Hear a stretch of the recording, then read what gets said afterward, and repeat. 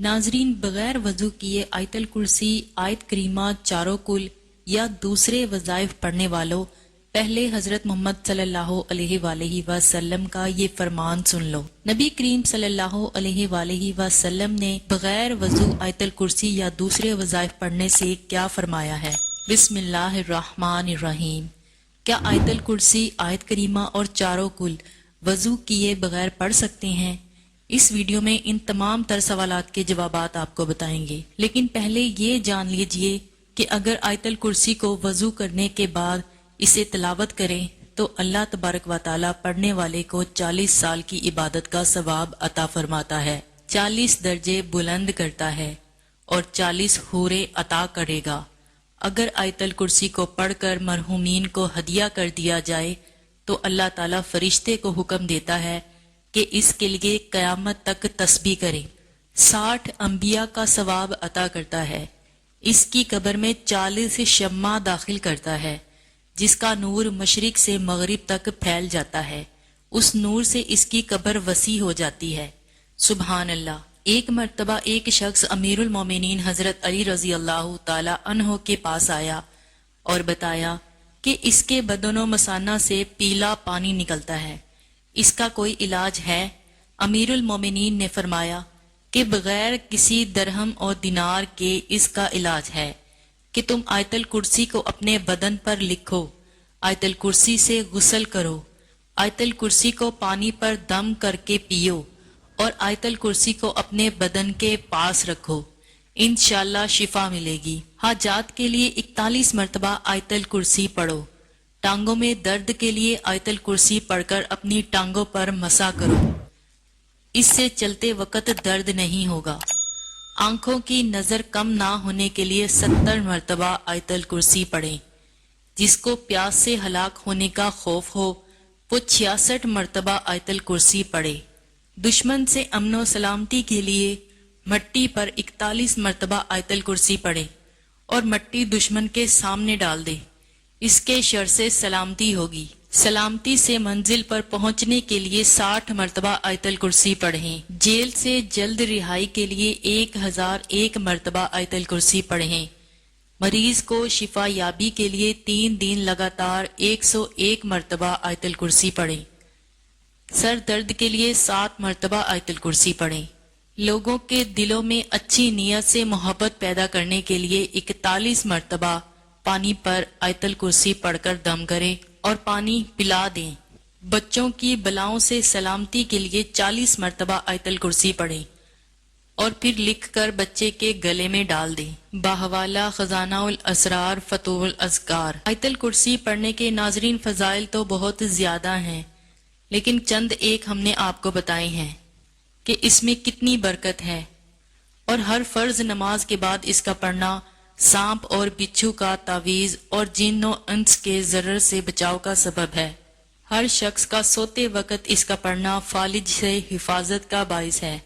नबी करीम सल्लल्लाहु अलैहि वसल्लम से मंसूब एक रवायत में है कि जो शख्स फर्ज नमाज के बाद आयतल कुर्सी की तिलावत करेगा खुदा इस पर निगाहे रहमत करेगा और आसमान से एक फरिश्ता भेजेगा जो दूसरे दिन इस वक्त तक इसके सिर्फ नेकियां लिखेगा और बुराइयों से चश्म पोशी करेगा। आयतल कुर्सी की तिलावत से फिक्रो फाका दूर होता है। खुदा की तरफ से अमान नामा मिलता है, रिज्क में वसत होती है। खुदा अपने फजल से इसके माल में इजाफा करता है। रसूल पाक सल्लल्लाहु अलैहि वसल्लम ने फरमाया, ए अली, आयतल कुर्सी में 50 कलमात हैं और हर कलमा में अल्लाह अज़्वजल की अता करदा 50 बरकत हैं। आयतल कुर्सी का वो मुकाम है जो एक पहाड़ में चोटी का होता है। नाज़रीन किराम, अब आइए अपने आज के सवाल की जानिब चलते हैं कि क्या बगैर वजू की हालत में आयतल कुर्सी पढ़ सकते हैं, आयत करीमा पढ़ सकते हैं, चारों कुल पढ़ सकते हैं? तो सबसे पहले जान लीजिए कि वजू करना शर्त है नमाज के लिए, यानी जब भी नमाज अदा करनी हो तो उससे पहले वजू करना शर्त है। अब यहाँ ये सवाल भी उठता है कि एक शख्स का वजू पहले से ही मौजूद था और अगली नमाज का वक्त हो गया, तो क्या वो फिर से वजू करेगा? तो जान लीजिए اگر وضو کو فاسد کرنے والا کوئی کام یا کوئی چیز اس کے ساتھ رونما نہیں ہوئی اور اسے کامل یقین ہے کہ اس کا وضو قائم ہے اور اگلی نماز کا وقت شروع ہو گیا تو اس کے لیے اسے وضو کرنے کی ضرورت نہیں ہے. لیکن یاد رکھیں قرآن کریم کی تلاوت کے لیے وضو کرنا شرط نہیں ہے.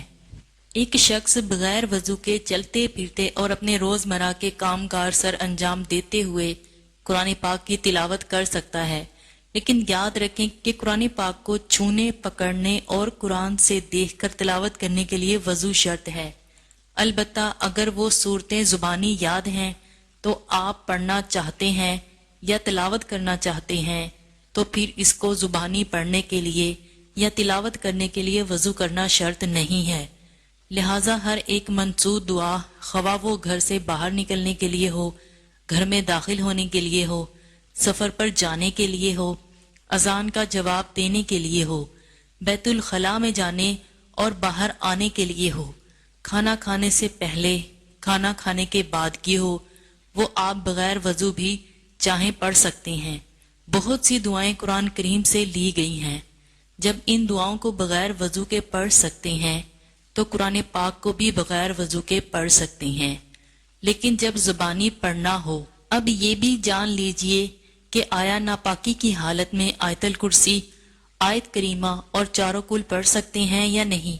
ناظرین کرام جان لیجئے کہ ناپاکی کی حالت میں آپ تمام وظیفوں کو پڑھ سکتے ہیں، ذکر و اذکار کر سکتے ہیں، کلمہ شریف، درود شریف، چاروں کل یا جو بھی روزمرہ وظائف آپ پڑھتے ہیں وہ ناپاکی کی حالت میں بھی پڑھ سکتے ہیں.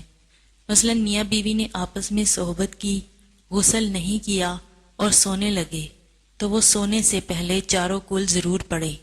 اسی طرح اگر عورت حالت حیض میں ہے اور وہ ذکر اذکار کرنا چاہتی ہے، مثلا کلمے، درود یا کوئی دیگر وظائف پڑھنا چاہتی ہے تو بغیر کسی تردد کے اور پورے اطمینان کے ساتھ پڑھ سکتی ہے. اب یہاں جو مسئلہ قابل ذکر ہے انتہائی غور سے جان لیجئے کہ ناپاکی کی حالت میں عورت اور مرد قرآن پاک کی تلاوت نہیں کر سکتے، لیکن قرآن پاک کی کوئی سی بھی صورت یا صورتیں جن کو وہ ذکر و اذکار کے طور پر کرتے ہیں یا وظیفے کے طور سے پڑھتے ہیں ان کو زبانی پڑھ سکتے ہیں. لیکن قرآن کی کوئی بھی صورت تلاوت کی نیت سے ہرگز نہیں پڑھی جا سکتی. اب یہاں ناپاکی کی بھی اقسام بیان کرتے چلیں کہ اگر حالت جنابت میں ہے، حالت حیض و نفاس میں ہے، یا خواتین کے کپڑے چھوٹے بچوں کے پیشاب پخانہ کر دینے کی وجہ سے ناپاک ہو چکے ہیں، یا مرد حضرات جو باہر کام کرنے گئے تھے، باہر کیچڑ یا گٹر کا پانی وغیرہ ان کے کپڑوں پر لگ گیا، تو یہ تمام حالت ناپاکی کی حالتوں میں ہے. ان تمام حالتوں میں اب زبانی ذکر و اذکار اور دیگر مسنون دعائیں جو روزمرہ کے معاملات میں پڑھی جا سکتی ہیں ان کو بے فکر اور بلا تردد پڑھ سکتے ہیں. اب کچھ لوگ یہ پوچھیں گے کہ اگر ناپاکی کی حالت میں بھی ذکر و اذکار کر سکتے ہیں اور بغیر وضو کے بھی کر سکتے ہیں تو پھر دونوں میں فرق کیا ہے؟ تو ناظرین کرام فرق یہ ہے کہ بغیر وضو آپ قرآن کو چھونے کے بغیر قرآن کی صورتیں تلاوت کر سکتے ہیں، جبکہ ناپاکی کی حالت میں اگرچہ آپ ذکر و اذکار اور وظائف کی نیت سے قرآن کی صورتیں پڑھ سکتے ہیں، لیکن تلاوت کی نیت سے قرآن کی صورتیں زبانی بھی نہیں پڑھ سکتے.